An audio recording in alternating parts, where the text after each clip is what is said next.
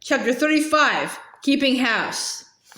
Now in the daytimes, Pa was driving the wagon up and down Plum Creek and bringing load after load of logs to the pile by the door. He cut down old plum trees and old willows and cottonwoods, leaving the little ones to grow. He hauled them and stacked them and chopped and split them into stove wood till he had a big wood pile.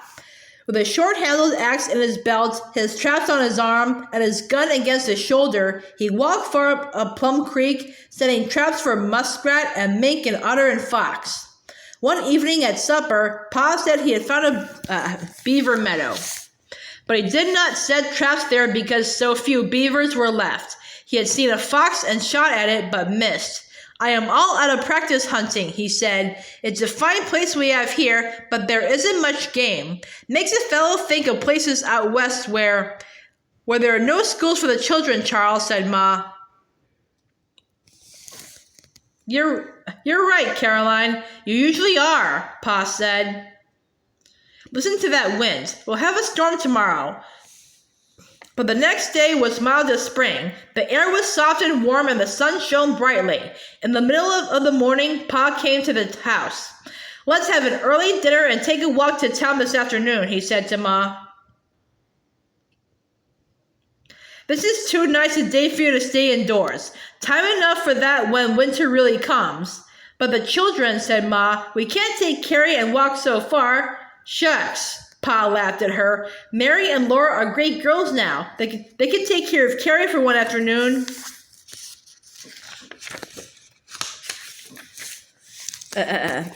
Of course we can, Ma, said Mary, and Laura said, of course we can.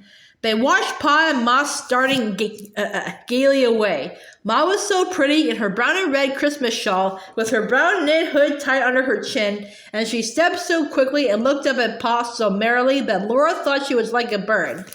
Then Laura swept the floor while Mary cleared the table. Mary washed the dishes and Laura wiped them and put them in the cupboard. They put the red check cloth on the table. Now the whole long afternoon was before them, and they could do as they pleased. First, they decided to play school. Mary said she must be teacher because she was older and besides she knew more. Laura knew that was true, so Mary was teacher and she liked it, but Laura was soon tired of that play. I know, Laura said. Let's both teach Carrie her letters. They sat Carrie on a bench and held the book before her, and both did their best, but Carrie did not like it. She would not learn the letters, so they had to stop that. Well, said Laura, let's play keeping house. We are keeping house, said Mary. What is the use of playing it? The house was empty and still, with Ma gone. Ma was so quiet and gentle that she never made any noise, but now the whole house was listening for her. Laura went outdoors for a while by herself, but she came back. The afternoon grew longer and longer. There was nothing at all to do. Even Jack walked up and down restlessly.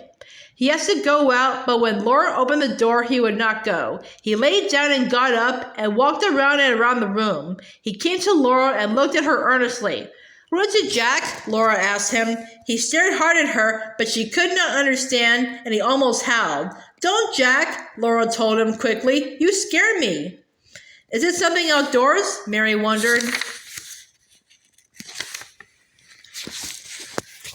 Laura ran out, but on the doorstep, Jack took hold of her dress and pulled her back. Outdoors was bitter cold. Laura shut the door. Look, she said, the sun shines dark. Are the grasshoppers coming back?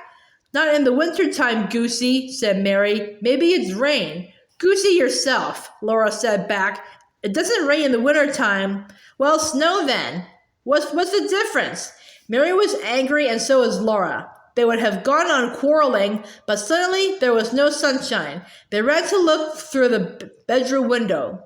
A dark cloud with a fleecy white underside was rolling fast from the northwest. Mary and Laura looked out the front window. Surely it was time for Pa and Ma to come, but they were nowhere in sight. Maybe it's a blizzard, said Mary. Like Pa told us about, said Laura. They looked at each other through the gray air. They were thinking of those children who froze stark stiff. The wood box is empty, said Laura. Mary grabbed her. You can't, said Mary. Ma told us to stay in the house if it stormed. Laura jerked away and Mary said, besides, Jack won't let you.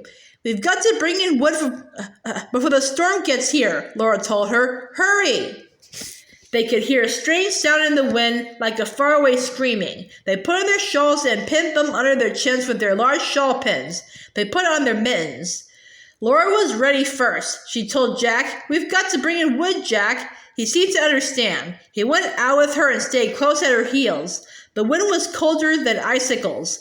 Laura ran to the wood pile, piled up a big armful of wood, and ran back with Jack behind her. She could not open the door while she held the wood. Mary opened it for her. Then they did not know what to do.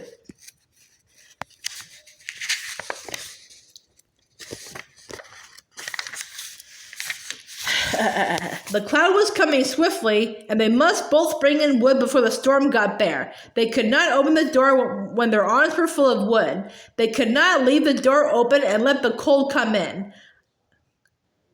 "I can't open the door," said Carrie. "You can't," Mary said. "I can too," said Carrie, and she reached up both hands and turned the doorknob. She could do it. Carrie was big enough to open the door. Laura and Mary hurried fast, bringing in wood. Carrie opened the door when they came to it and shut it behind them. Mary could carry larger armfuls, but Laura was quicker. They filled the wood box before it began to snow. The snow came suddenly with a whirling blast, and it was small, hard grains like sand. It stung Laura's face where it struck. When Carrie opened the door, it swirled into the house in a white cloud. Laura and Mary forgot that Ma had told them to stay in the house when it stormed. They forgot everything but bringing in wood. They ran frantically back and forth, bringing each time all the wood they could stagger under. They piled wood around the wood box and around the stove. They piled it against the wall. They made the piles higher and bigger. Bang! They banged the door. They ran to the wood pile. Clop, clop, clop, they stacked the wood on their arms. They ran to the door. Bump! It went open and bang! They back bumped it shut and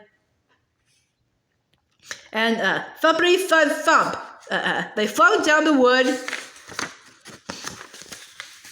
and ran back outdoors to the wood pile and panting back again. They could hardly see the wood pile in the swirling whiteness. Snow was driven all in among the wood. They could hardly see the house, and Jack was a dark blob hurrying beside them. The hard snow scoured their faces. Laura's arms ached and her chest panted, and all the time she thought, "Oh, where is Pa? Where is Ma?" And she felt, "Hurry, hurry!" And she heard the wind screeching. The wood pile was gone. Mary took a few sticks and Laura took a few sticks, and there were no more. They ran to the door together, and Laura opened it and Jack bounded in. Carrie was at the front window, clapping her hands and squealing. Laura dropped her sticks of wood and turned just in time to see Pa and Ma burst, running out of the whirling whiteness of snow. Pa was holding Ma's hand and playing to help her run. They burst into the house and slammed the door and stood panting, covered with snow. No one said anything while Pa and Ma looked at Laura and Mary, who stood all snowy in shawls and mittens. At last, Mary said in a small voice, "We did go out in the storm, Ma. We forgot." Laura's head bowed down and she said, "We didn't want to burn up the furniture, Pa, and freeze stark stiff." "Well, I'll be darned," said Pa, "if they didn't move the whole wood pile in. All the wood I cut to last a couple of weeks." There, piled up in the house, was the whole wood pile. Melted snow was leaking out of it and spreading in puddles. A wet path went to the door, where snow lay unmelted. Then Pa's great laugh rang out, and Ma's gentle smile shone warm on Mary and Laura. They knew they were forgiven for disobeying because they had been wise to bring in wood, though perhaps not quite so much wood.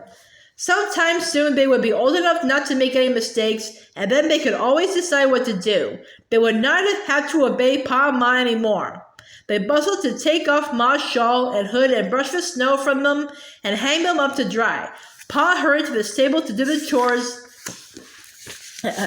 before the storm grew worse.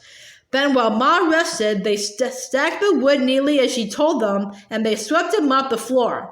The house was neat and cozy again. The tea kettle hummed, the fire shone brightly from the draughts above the stove hearth. Snow swished against the windows. Pa came in. Here is a little milk I could get here with.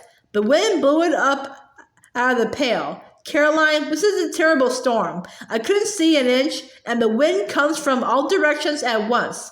I thought I was on the path, but I couldn't see the house, and, well, I just barely bumped against the corner. Another foot to the left, and I never would have got in. Charles, Ma said. Nothing to be scared about now, said Pa, but if we hadn't run all the way from town and beat the storm here, then his eyes twinkled. He rumpled Mary's hair and pulled Laura's ear. I'm glad all this wood is in the house, too, he said.